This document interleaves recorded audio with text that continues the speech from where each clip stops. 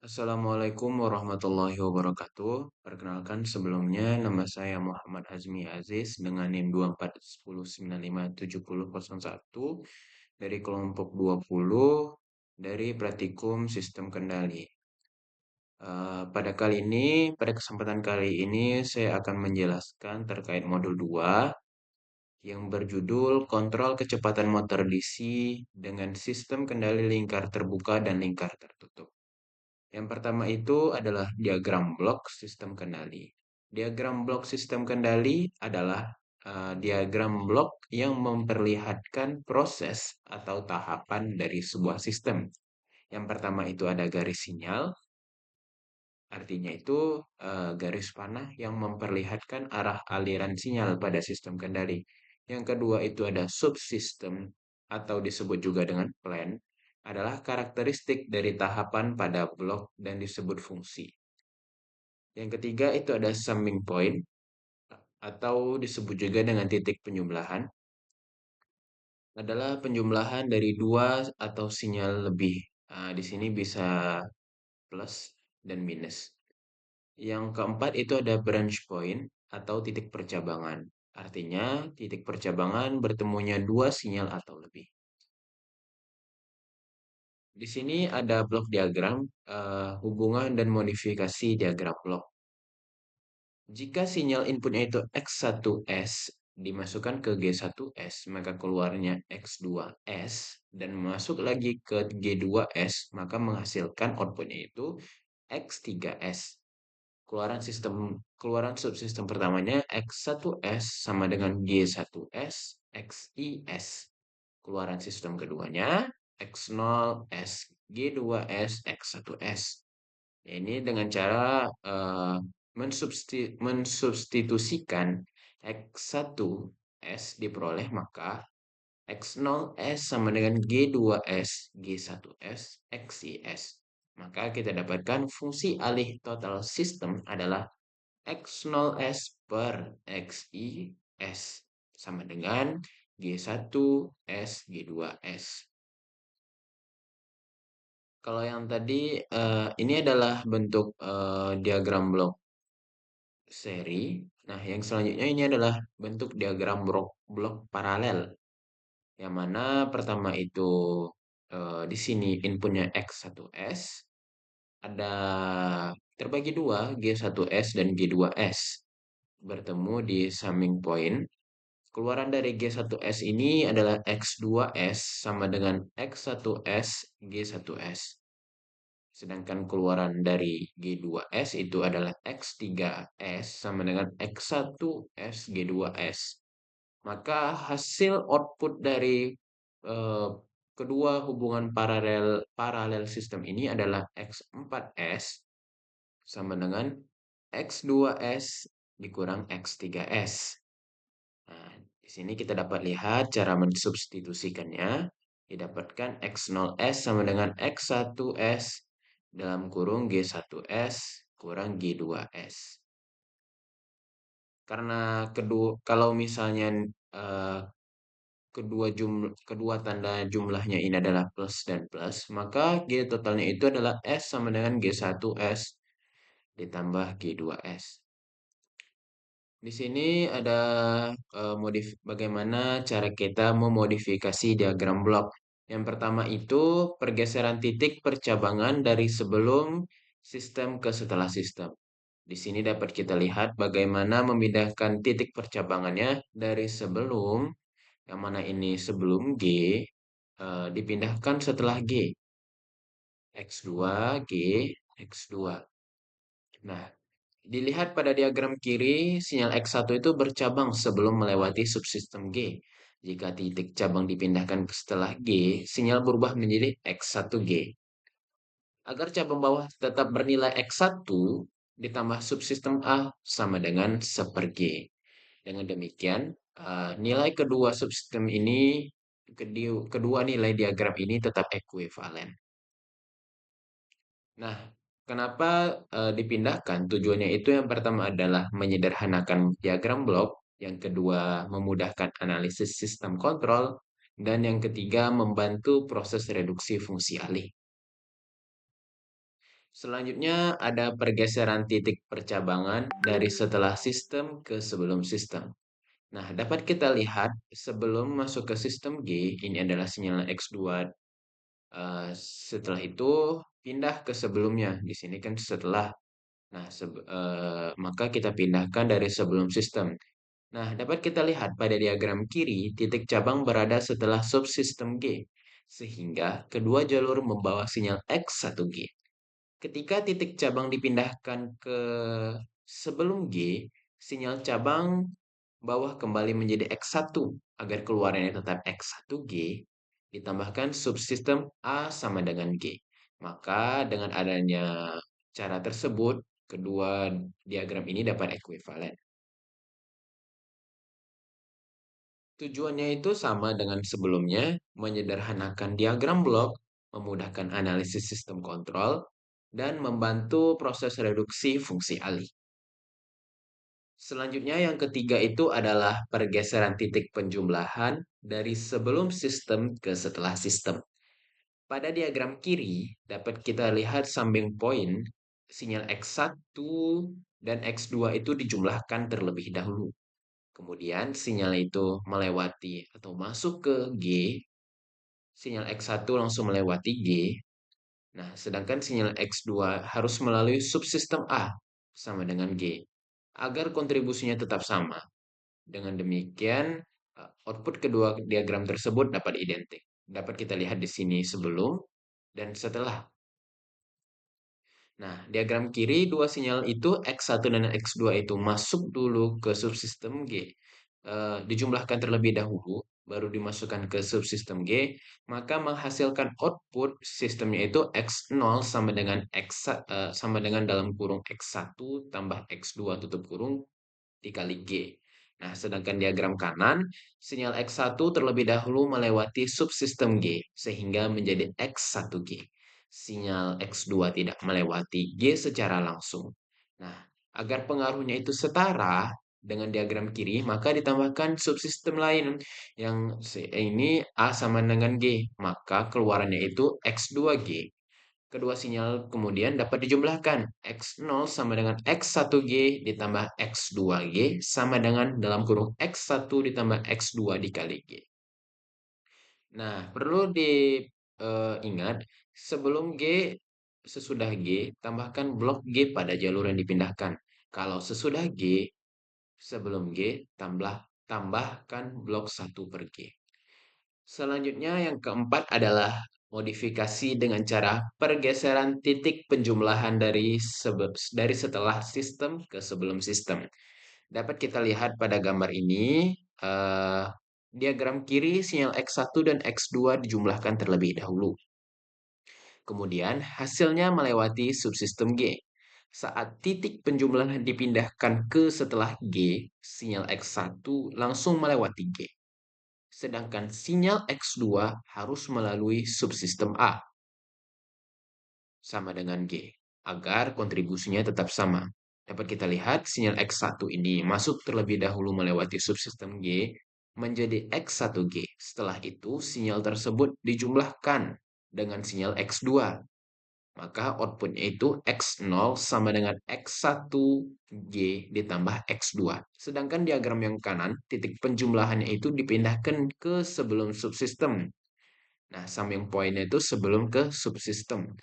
Agar hasilnya tetap sama, sinyal X2 ini harus melewati subsistem A sama dengan 1 per G. Nah, maka hasilnya itu menjadi X1 ditambah X2 per G. Setelah melewati subsistem G, maka output dari sistem ini adalah X0 sama dengan G dalam kurung X1 ditambah X2 per G sama dengan X1 dikali G ditambah X2.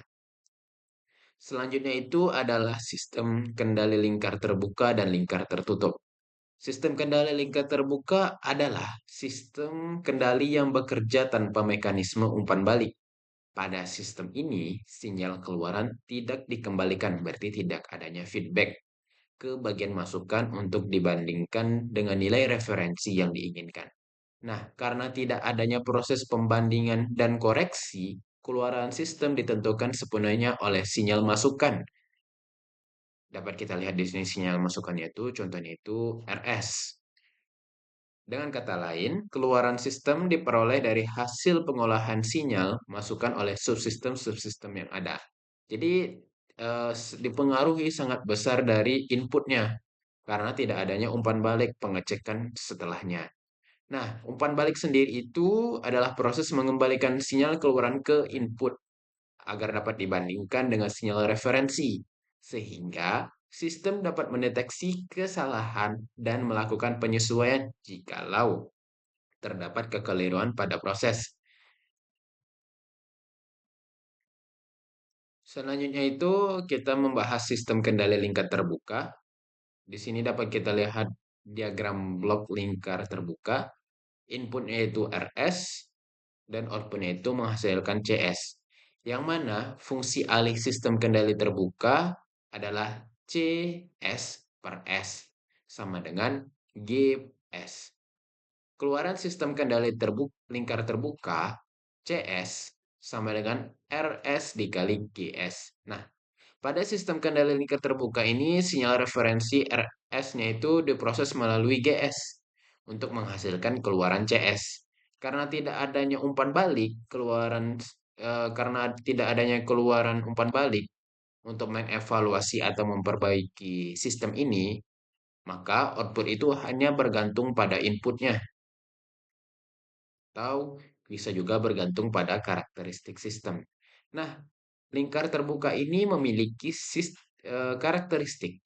Ada 4 karakteristik. Yang pertama itu tidak memiliki umpan balik. Keluarannya tidak mempengaruhi input. Tidak dapat mengoreksi kesalahan secara otomatis. Strukturnya itu lebih sederhana dan mudah dirancang. Dapat kita temukan dalam kehidupan keseharian kita yang menggunakan sistem kendali lingkar terbuka. Yang pertama itu adalah mesin cuci dengan timer, pemanggang roti, lampu lalu lintas dengan waktu tetap, dan kipas angin dengan pengaturan kecepatan manual. Selanjutnya adalah sistem kendali lingkar tertutup. Dapat kita lihat diagram blok dari sistem kendali lingkar tertutup. Di sini ada summing point. RS ketemu summing point menghasilkan ES yang nantinya GS. Nah, di sini kalau lingkar tertutup itu ada umpan balik. Jadi setelah ini dibalikkan lagi ke summing point menghasilkan untuk dicek kalau ada kekeliruan, dicek kembali, maka baru nanti menghasilkan CS. Nah, dapat kita lihat di sini CS sama dengan ES dikali GS itu untuk persamaan 1, ES sama dengan RS dikurang BS untuk persamaan 2, BS sama dengan CS HS itu persamaan 3. Nah, selanjutnya kita substitusikan persamaan 3 ke persamaan 2. Didapatkan ES sama dengan RS dikali CS HS. Substitusikan persamaan 4 dengan persamaan 1. Maka menghasilkan CS sama dengan RS dikali CS HS dikali GS. Nah, pada sistem kendali lingkar tertutup itu sudah terlihat jelas bahwa adanya umpan balik agar tujuannya itu dapat menyesuaikan output secara otomatis agar dapat mendekati nilai yang diinginkan untuk menggunakan sistem kendali ini. Nah, keunggulannya apa? Keunggulannya itu yang pertama dapat mengoreksi kesalahan secara otomatis, lebih akurat, lebih tahan terhadap gangguan, dan kinerjanya itu lebih stabil. Nah, tetapi sistem kendali lingkar tertutup ini memiliki kekurangan. Yang pertama itu strukturnya lebih kompleks, biaya untuk membuatnya itu lebih tinggi, analisis dan perancangannya itu cukup rumit. Dapat kita temukan dalam kehidupan sehari-hari dalam sistem kendali lingkar tertutup. Yang pertama itu pengatur suhu AC, cruise control mobil, automatic voltage regulator atau yang disebut dengan AVR, dan yang terakhir itu kontrol kecepatan motor DC. Sistem kendali lingkar terbuka dan lingkar tertutup.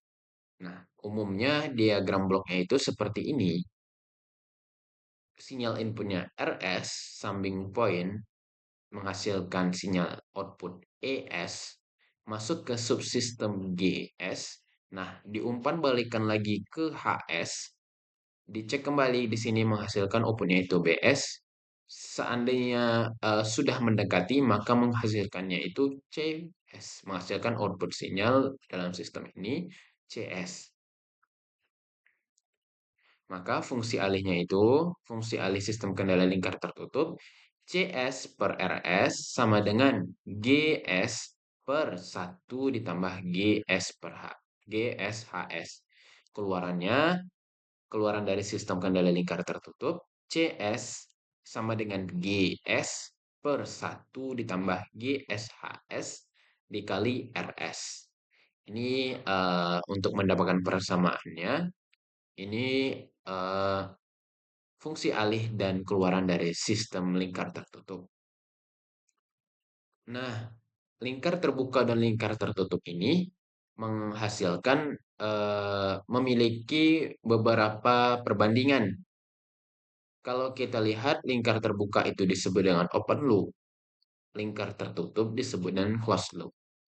Nah, kalau lingkar terbuka itu bekerjanya tanpa umpan balik atau feedback.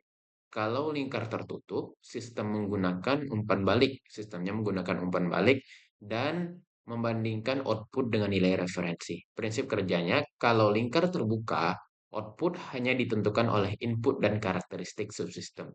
Sedangkan lingkar tertutup, output terus dipantau dan dikoreksi secara otomatis jika terjadi error. Akurasinya, kalau lingkar terbuka relatif lebih rendah karena tidak adanya mekanisme koreksi. Kalau lingkar tertutup sebaliknya lebih tinggi karena dapat memperbaiki error secara otomatis. Stabilitas, kalau stabilitas lingkar terbuka itu kurang tahan terhadap perubahan parameter. Kalau lingkar tertutup lebih stabil terhadap gangguan dan perubahan beban.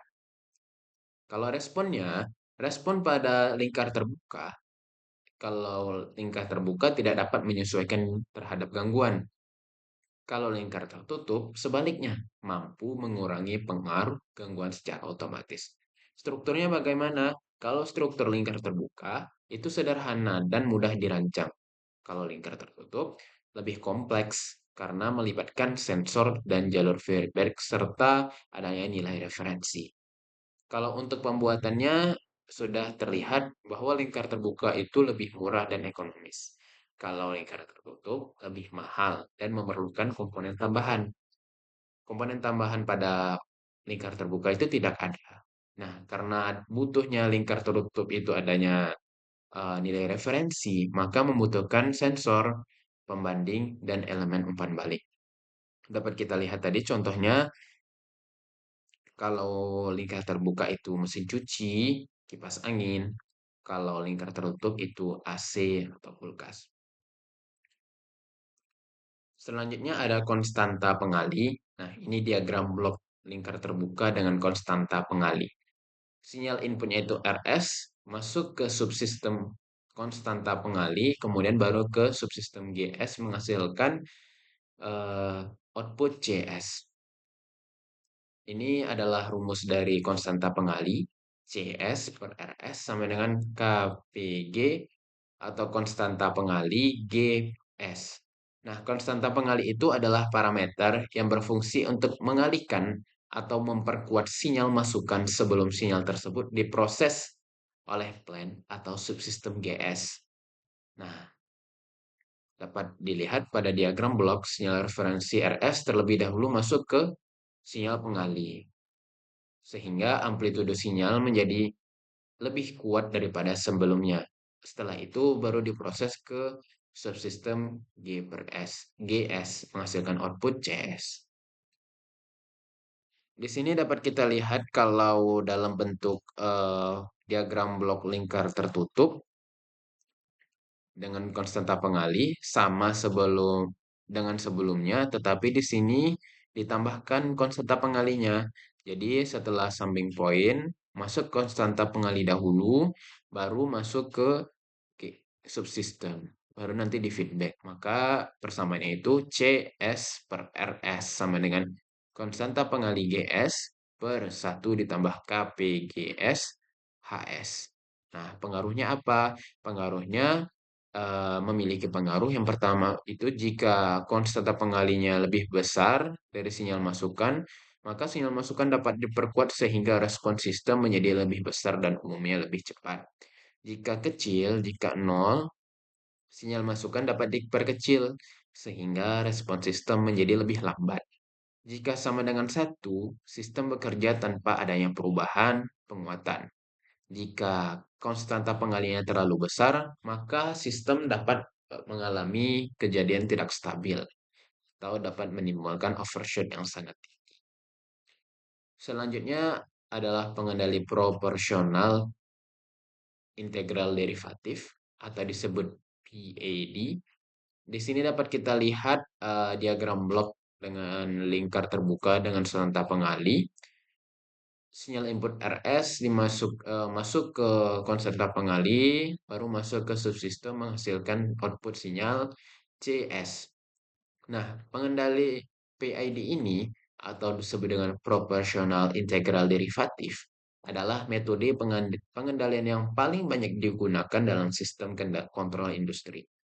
PID sendiri bekerja dengan mengolah sinyal error untuk menghasilkan aksi kendali yang terdiri dari tiga komponen utama. Yang pertama itu P proporsional, I integral, dan D derivatif.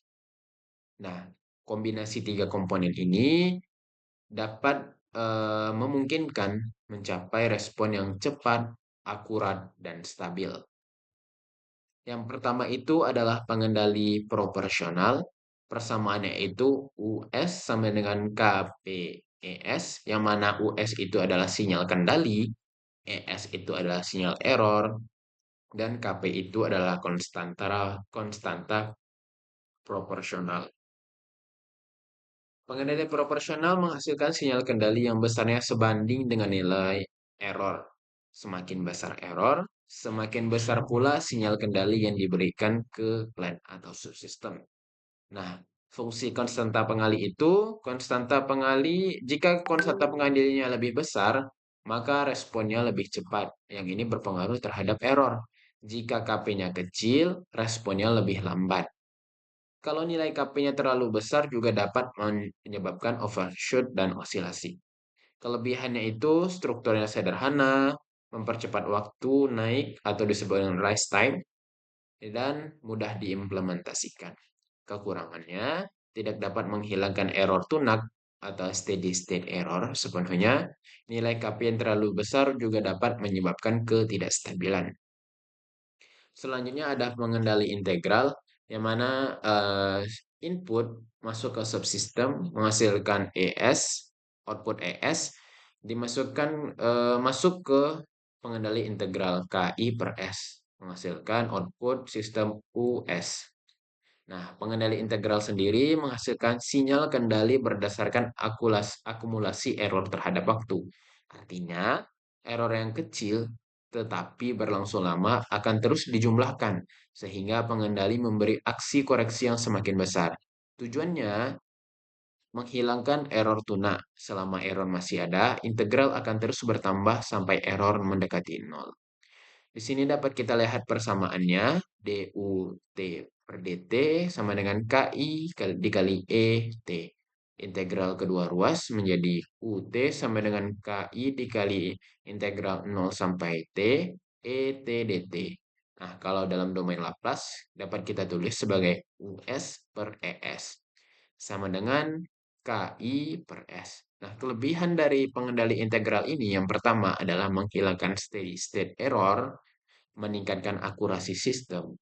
Nah, kekurangannya memperlambat respon transient, dapat menimbulkan overshoot, berpotensi menyebabkan osilasi jika KI-nya ini terlalu besar. Nah, US ini UT-nya itu disebut sistem kendali, ET-nya ini disebut dengan sinyal error, dan KI ini disebut dengan konstanta integral. Pengaruh nilai KI juga ada. Yang pertama, kalau nilai KI-nya itu besar, error tunaknya itu memang lebih cepat hilang. Respon menjadi lebih agresif, dapat menyebabkan overshoot dan osilasi. Kalau kecil nilai KI-nya, koreksinya itu berlangsung lambat dan tetapi sistem dapat lebih stabil. Selanjutnya ada pengendali derivatif. Dapat kita lihat di sini blok diagramnya, eh, sinyal output dari summing point ini masuk ke pengendali derivatif atau disebut KD menghasilkan output sistem US. Nah, pengendalian derivatif sendiri adalah sinyal kendali berdasarkan laju perubahan error terhadap waktu. Pengendali ini tidak hanya melihat besar error, tetapi juga seberapa cepat error tersebut dapat berubah. Pengendali derivatif ini berfungsi untuk memprediksi kecenderungan error dan memberikan aksi koreksi yang lebih awal. Nah, dengan demikian sistem pengendali derivatif ini menjadi sistem yang lebih halus dan overshoot-nya dapat dikurangi. Dapat kita lihat persamaannya itu sinyal kontrol U jika sinyal errornya R, UT sama dengan KI dikali DE T per DT. Dalam domain Laplace dapat kita tulis US per ES sama dengan KD dikali S. UT-nya itu sinyal kendali, ET-nya itu sinyal error, dan KD-nya itu konstanta derivatif. Nah, karakteristik dari derivatif ini yang pertama mengurangi overshoot, mempercepat settling time, dan meningkatkan kestabilan sistem yang tetapi juga memiliki kekurangan. Yang pertama, tidak dapat menghilangkan steady state error, sangat sensitif terhadap gangguan atau noise, dan jarang digunakan sendirian, arti sering digunakan secara kombinasi. Nah, juga memiliki pengaruh nilai KD, nilai ke derivatif. Kalau nilai derivatifnya itu terlalu besar, overshoot berkurang, osilasi diredam, waktu tuna atau disebut cycling time itu menjadi lebih singkat. Kalau terlalu besar, sistemnya itu lebih sensitif terhadap noise. Tergantung kebutuhan apa yang dibutuhkan. Selanjutnya itu ada pengendali proporsional integral. Nah, ini adalah kombinasi antara proporsional dan integral. Pengendalian ini memiliki kelebihan untuk mempercepat respon sistem dan menghilangkan error atau steady state error. Dapat kita lihat di sini diagram bloknya. eh, Summing point, input masuk ke summing point menghasilkan output ES masuk ke dalam integral derivatif KP ditambah KP dalam kurung 1 ditambah TIS per TIS menghasilkan output US. Nah, persamaannya UT sama dengan KP dikali ET ditambah KP per TI. Integral 0 sampai T. ET dt. Dengan KP adalah suku penguatan proporsional dan TI merupakan waktu integral. Dapat kita tulis juga dalam domain Laplace, US per ES sama dengan KP ditambah KI per S. Nah, pengendali PI ini, proporsional integral ini memiliki kelebihan dan kekurangan. Kelebihan yang pertama menghilangkan steady state error, respon lebih cepat dibanding pengendali integral saja, dan banyak digunakan pada aplikasi industri. Tetapi juga memiliki kekurangan. Kekurangan yang pertama dapat menimbulkan overshoot jika parameter tidak disetel dengan baik. Respon bisa lebih lambat dibanding pengendali PD, pengendalian derivatif. Fungsi pengendali integral ini adalah KP memberikan respon yang lebih baik terhadap error, sedangkan kalau integral dapat mengakumulasi error dari waktu ke waktu, sehingga errornya itu menjadi nol. Maka kombinasi dari pengendali proporsional integral ini menghasilkan sistem yang cepat dan akurat. Selanjutnya ada proporsional derivatif. Proporsional derivatif ini berarti penggabungan dari P dan D, proporsional dan derivatif. Berarti kemampuan dari sistem ini dapat mempercepat respon sistem dengan derivatif dan memprediksi perubahan error serta dapat meredam overshoot. Dapat kita lihat blok diagram dari proporsional derivatif. Di sini summing point input sinyal masuk ke summing point menghasilkan output ES masuk ke dalam subsistem KD dalam kurung 1 ditambah TD S. Menghasilkan output U per US. Maka persamaannya UT sama dengan KP dikali ET ditambah KP dikali TD dalam kurung DET per DT. Dengan KP-nya itu adalah suku penguatan proporsional dan TD merupakan waktu derivatif. Dapat kita tulis kalau dalam domain Laplace, US per ES sama dengan KP ditambah KDS. Nah, fungsi pengendali profesional derivatif ini atau disebut PD, aksi dari proporsional ini berarti dia memberikan respon yang sebanding dengan besar error, sedangkan kalau derivatif merespon laju perubahan error untuk mengantisipasi overshoot. Nah, dengan kombinasi ini, sistem diharapkan dapat lebih cepat dan stabil. Sistem ini memiliki kelebihan. Kelebihan yang pertama itu mempercepat respon sistem, mengurangi overshoot, dan meningkatkan kestabilan dan mempercepat cycling time. Nah, kekurangannya yang pertama itu tidak dapat menghilangkan steady state error sepenuhnya dan sensitif terhadap noise pada sinyal error. Selanjutnya ada pengendali proporsional integral derivatif, gabungan dari PAD. Nah, berarti pengendalian ini diharapkan untuk memperoleh memperoleh sistem yang cepat, akurat, dan stabil dengan memanfaatkan keunggulan masing-masing dari setiap pengendalian.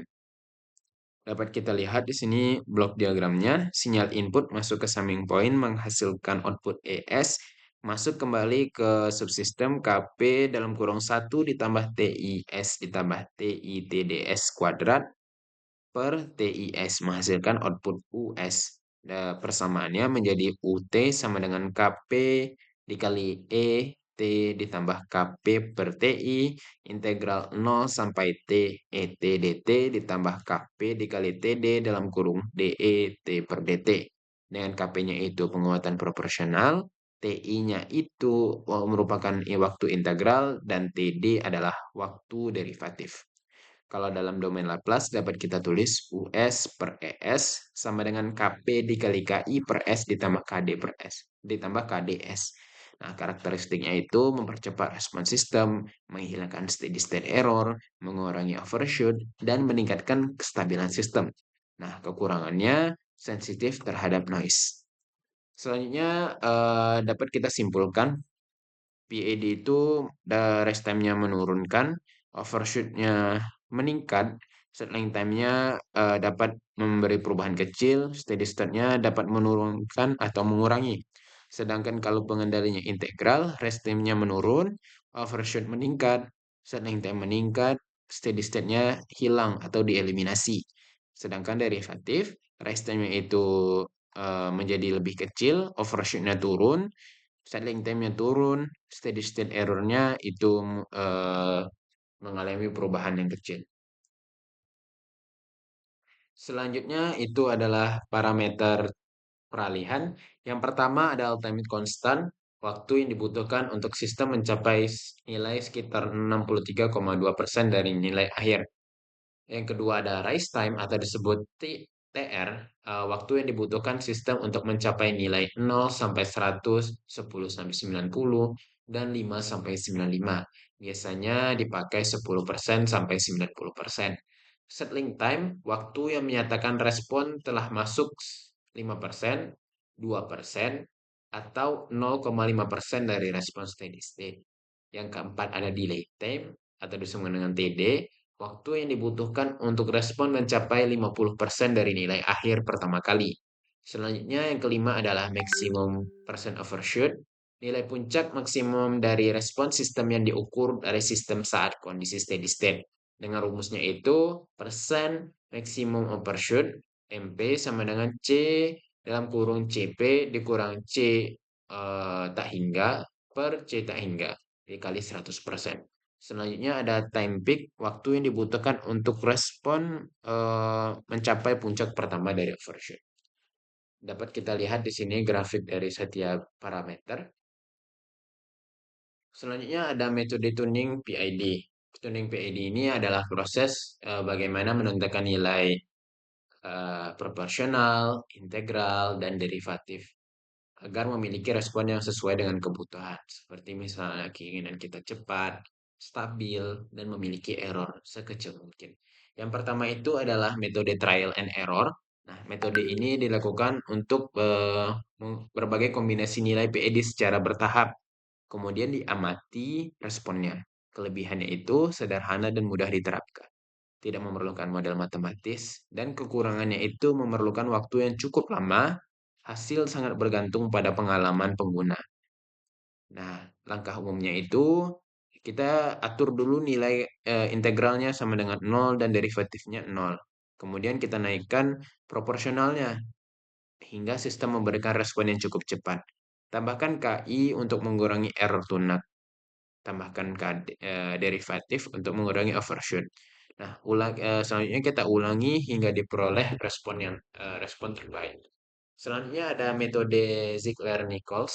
Nah, metode ini adalah plan belum diketahui jika plan belum diketahui. Kelebihannya itu sistematis dan banyak digunakan, tidak membutuhkan model matematis lengkap. Kekurangannya, respon awal sering menghasilkan overshoot yang cukup besar. Prinsipnya kita setting dulu integral sama dengan nol dan derivatifnya sama dengan nol, kemudian kita naikkan proporsionalnya eh, hingga berosilasi secara terus-menerus.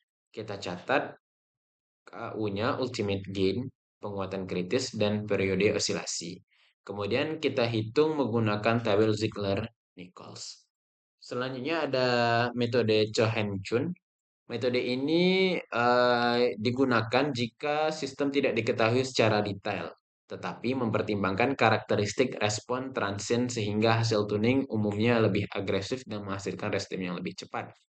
Karakteristiknya itu cocok untuk plan dengan dead time, memberikan respon lebih cepat dibanding Ziegler-Nichols, dan memerlukan identifikasi parameter dari kurva respon.